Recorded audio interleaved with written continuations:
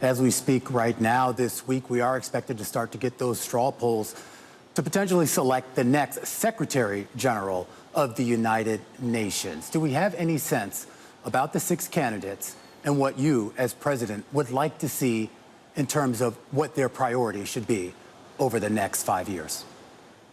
The next Secretary General will not only be the face of this unique multilateral institution, but it will also decide on whether the UN will play a relevant role on peace and security, but also on embracing the chances we have in an interconnected world about global governance structure, on AI, for example, on lifting millions out of poverty. And as you said, currently there are 6 candidates, 4 women, 2 men. So far, there has never been a female Secretary General in 80-year history of the United Nations. So it's really a decisive moment and an important decision also by member states to decide which person represents 8 billion people best in these challenging global times. Well, let's talk about those 8 billion people. Prior to the 2015-2016 campaign, this was a relatively opaque process, the selection process. That opened up a little bit about 10 years ago. And under your leadership as president of the 80th Assembly, you have tried to make things a bit more transparent, having the candidates come out and give these interviews well in advance of the actual selection process. Are those people, the 8 billion people out there, do they actually have a say in this to some degree or another? They are represented by their member states, by their government, by the ambassadors here in New York. However, we also know that in the modern times, power lies also in communication around the world. So if there's now the saying out there, for example, that 2 years ago, member states agreed by consensus that it should be this time really female candidates, because otherwise, those 8 billion people, or at least 4 billion, half of women and girls, would question if an institution built on human rights, on equality, was not capable of finding a woman again.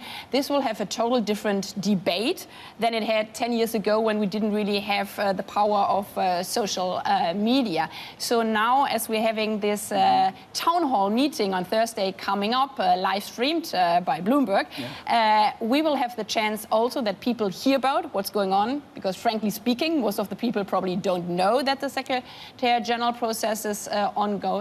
But this will be also a power game, frankly speaking, between the Security Council, upon which recommendation a person will be nominated. But in the end, it is the 193 member states in the General Assembly representing 8 billion who take the final decision. But those 5 permanent members of the Security Council, which includes the U.S., obviously, as well as Russia, China, France, and the U.K., they do have an inordinate amount of power to be able to say, this is the person that we want.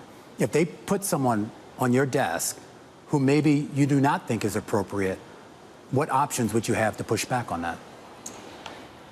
In these challenging times, in my personal view, it's always how you define power. Obviously, being a member of the Security Council, a P5 member, you would say, well, it's up on us to recommend somebody. Yet, if you define power, that in the end, the General Assembly has to agree, and if the General Assembly, so the member states, make very clear, it is hard for us, for example, to vote on a person who is denying climate change. If we just had a couple of weeks ago a joint resolution in the General Assembly about the member states' responsibility of fighting climate crisis, because it's one of the key drivers for more conflicts and crises around the world, so it's a peace and security issue, then power shifts. Because if there would be a proposal, for example, where a person would face a situation that he or she is not sure whether she will make the majority in the General Assembly, then obviously everything changes. And this is unique about this process, because as you mentioned, before it was behind closed doors, there was no television reporting about it, there was no social media asking questions, so where does that person stand on peace and security or women's rights, for example. But we have had also in the history a situation that, for example, when Kofi Annan was finally elected, the African states made very clear, because it was their turn, if this is not an African person being proposed, we don't even take a vote on back then it was him.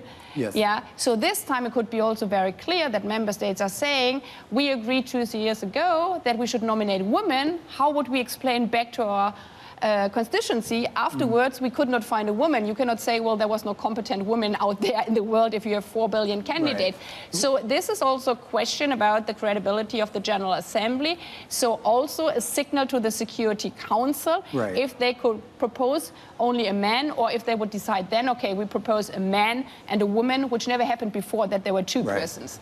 I am curious, though. I mean, some of the members of the Permanent Security Council are also some of the biggest ones that are in arrears to the United Nations. You've had to cut the budget. You've had to adjust. The United States is at least several billion behind. China, last time I checked, had not made its payments for the year. Is there a sense here that this is a permanent cycle where we are going to see nations either not pay what they are obligated to or to delay those payments? We are in a very critical moment, and this is why the current Secretary General, Antonio Guterres, has rang the alarm bell that we will face a liquidity crisis. Again, my philosophy is in every crisis is a chance. Because when we faced this situation that we could not pay for peacekeeping at all anymore, beginning of July, member states came together. I invited all of them and said, we have to change our financial rules. For example, we had this very frankly speaking, ridiculous rule that you have to pay back money which was never collected in the first place if you did not spend it. So if the US didn't pay, obviously the UN could not spend it, and we changed this rule. So we see at the moment that under pressure, the vast majority of member states understands that the UN is the life insurance for most of the countries in the world, and under pressure we can reform. But this will be the key new task for the next Secretary General, to drive forward this reform, but also make clear to member states, especially the big P5, if you do not pay, you could even lose your voting right in the General Assembly. But some of the reform measures that have been in place right now have, I don't know, either intentionally or unintentionally been conflated with austerity. Yes. Is this an austerity move by your part and the parts of the other leaders, or is this sort of a temporary pullback, adjusting the finances until you get the other countries to pay up and pay on time? Neither. This is about leadership and taking up the responsibility by those who believe that we need the United Nations. And I always say, no single day would the world be better off without this United Nations, besides all the shortcomings. Because we just spoke, you came here by plane. You would not enter a plane if there would not be the UN, because it's also responsible for safety and aviation. We would not be possible to fly around the world if it would not be the World Health Organization having fought with member states on fighting COVID together. So at a moment where, as you said, there are certain actors who would really like to destroy this organization. It's a self-interest that we reform it, because it was built 80 years ago. And some of the mechanisms obviously do not work like 1947. So we have to change this. For example, the issue, how many resolutions do we have? We have more than 40,000 mandates yearly in the UN. We have 27,000 meetings. So this part of the reform, which I'm driving forward together with the Secretary General, this is what we need to protect the United Nations. On the other hand, we should not allow cynics to weaponize this unique reform which we need to destroy the house from inside out. And this is why, for me, in the reform, it's so important to make clear that the UN was founded always on 3 pillars: peace and security, sustainable development, and human rights. And to those who argue now we should do less on sustainable development because this would be saving money, I would always say, well, this is not the foundation of the United Nations, because the founders knew after the Second World War, without sustainable development, you will just enter the next war and crisis.